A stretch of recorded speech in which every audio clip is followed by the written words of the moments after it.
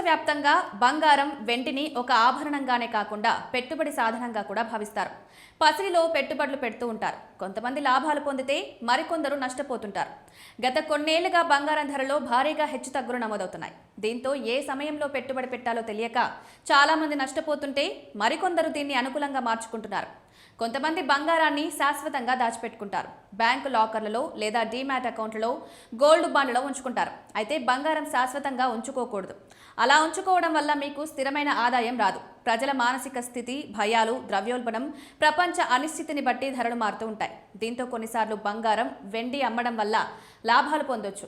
బంగారం ధరలు పెరిగినప్పుడు మీ పోర్ట్ఫోలియోలో ఉన్న పెట్టుబడి ఒక్కసారిగా పెరుగుతూ ఉంటుంది. అటువంటి సమయంలో మీరు కొంత బంగారాన్ని విక్రయించడం వల్ల డబ్బులు వస్తాయి. బంగారం మొత్తాన్ని అమ్మడం కాకుండా కొంత మొత్తాన్ని అమ్ముకోవడం తెలివైన పని అని చెప్పొచ్చు. ఇక యుద్ధాలు, ఆందోళనల సమయంలో ప్రజల సెంటిమెంట్ కారణంగా ధరలు పెరుగుతాయి. ధరలు ఒక్కసారిగా వేగంగా పెరిగినప్పుడు చిన్న లాభాలను తీసుకోవచ్చు. ఇలాంటి సమయంలో మొత్తం అమ్మకుండా కొంత మొత్తాన్ని విక్రయించడం ఉత్తమ మార్గం. ఇక మీకు అవసరాల కోసం డబ్బులు అవసరమైనప్పుడు బంగారాన్ని విక్రయించాలి. ఇలాంటి సమయంలో మరింత పెరుగుతుందేమోనని చాలా మంది ఆలోచిస్తారు. కానీ అవసరమైనప్పుడు అమ్ముకోవాలి. ఇక ఇతర పెట్టుబడి అవకాశాలు మెరుగ్గా ఉన్నప్పుడు గోల్డ్లో కొంత భాగాన్ని అమ్మేసి అధిక ఆదాయం వచ్చే పెట్టుబడిలో ఇన్వెస్ట్ చేయండి. స్టాక్ మార్కెట్ పడిపోయినప్పుడు కొన్ని స్టాక్స్ తక్కువ ధరకు లభిస్తాయి. ఇలాంటి సమయంలో కొంత బంగారాన్ని అమ్మేసి వీటిలో పెట్టుబడులు పెట్టండి.